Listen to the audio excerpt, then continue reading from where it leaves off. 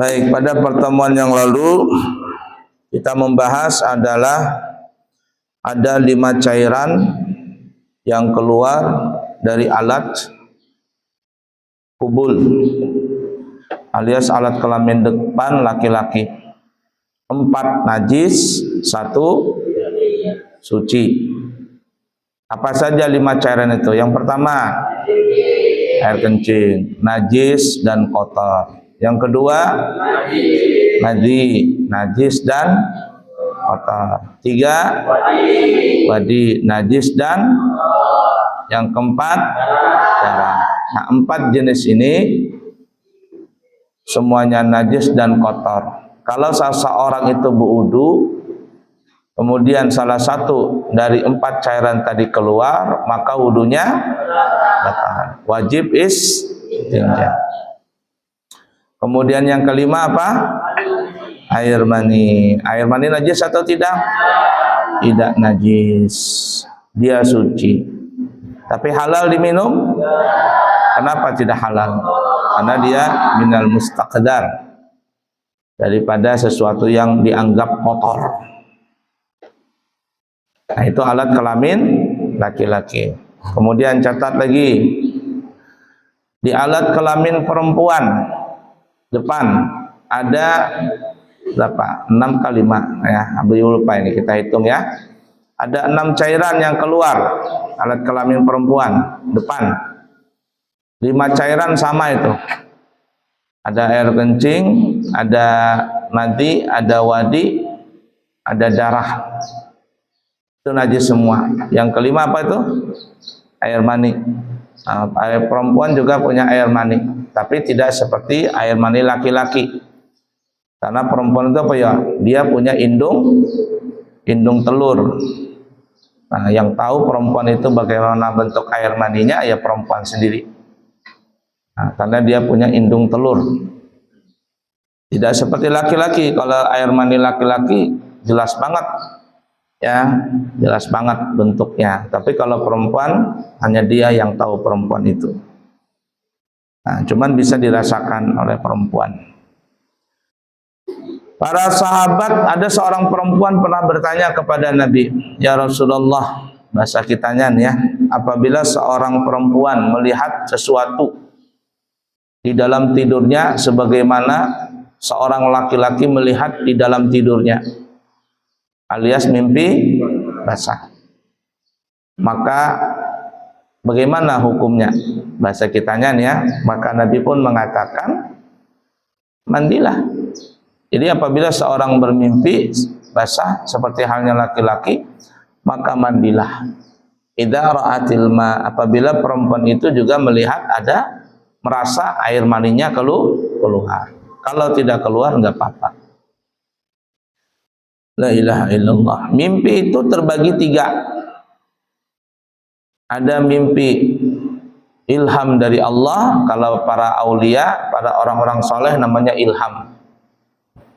Kalau para nabi namanya wahyu.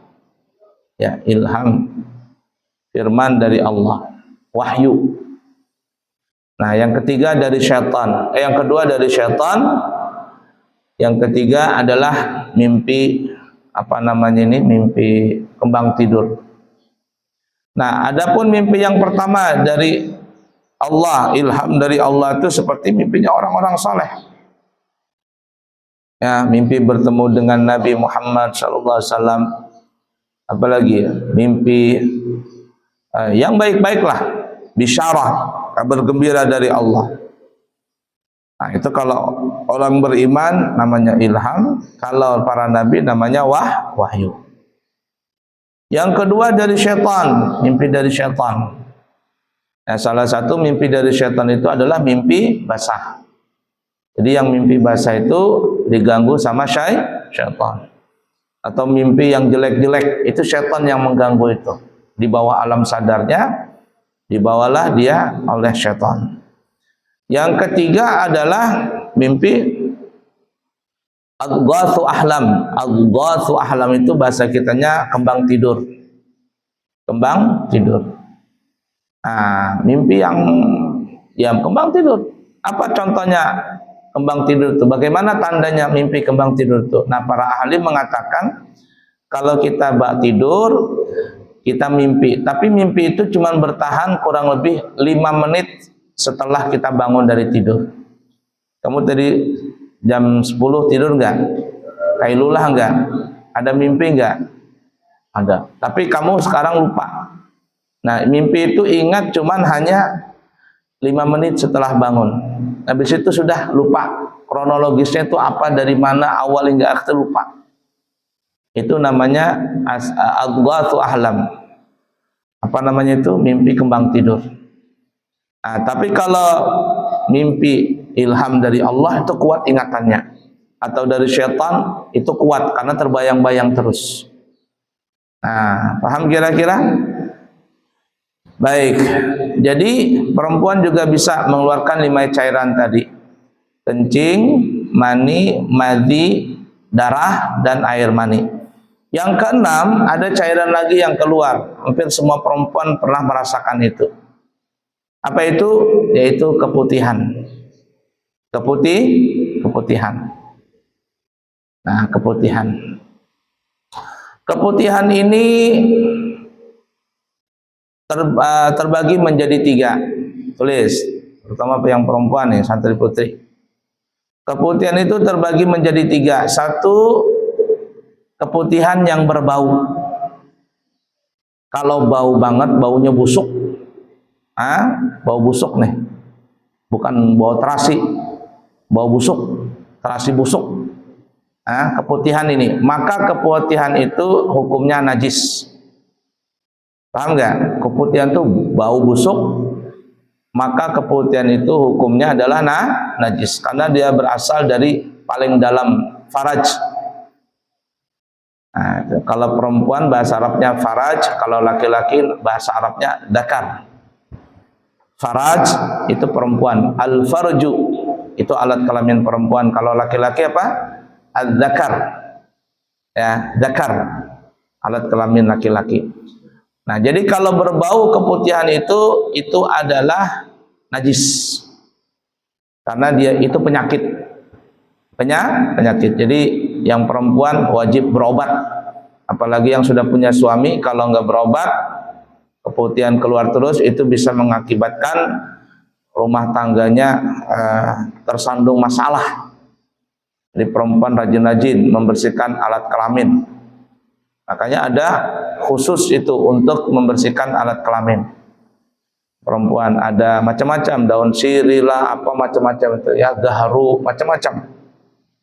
Nah, seperti itu. Jadi kalau berbau yang aneh itu adalah najis, karena dia keluar dari belakang rahim, dari paling belakang faraj atau vagina.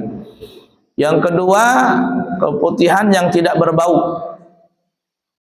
Keputihan yang tidak berbau. Nah, ini biasa saja. Maka ini disepakati oleh ulama tidak najis. Keputihannya keluar tidak berbau. Ini biasanya kecapean, perempuan tadi stres. Nah, itu ada keputihan. Ini tidak berbau. Lain yang pertama, kalau berbau itu karena penyakit. Perempuannya nggak higienis, jorok. Ya, makan sembarangan, semuanya sembarangan, celana nggak diganti-ganti, istinja sembarangan, itu penyakit itu. Tapi kalau yang kedua ini tidak berbau, tidak berbau, maka sepakat para ulama itu tidak najis. Karena kenapa? Karena dia keluar itu dari ujung-ujung permukaan vaginanya. Yang kedua, keluar dari pertengahan. Dari pertengahan antara yang dalam dengan yang di depan, keputihan itu keluar. Nah, ini para ulama beda pendapat, beda 4 pendapat. Ya, mungkin bau tapi tidak menyengat banget. Nah, ini keputihan keluar di pertengahan vagina. Maka ini para ulama beda pendapat. Ada yang mengatakan najis, ada yang mengatakan suci. Paham kira-kira? Jadi 3 ini. Cairan vagina, apa namanya itu, keputihan yang keluar dari alat kelamin perempuan. 1, keputihan yang berbau. Ini najis. 2, keputihan yang tidak berbau. ini tidak najis. Yang ketiga, keputihan yang keluar di tengah-tengah, berbau tapi tidak menyengat, maka ini sebagian ulama mengatakan najis, sebagian ulama mengatakan tidak najis.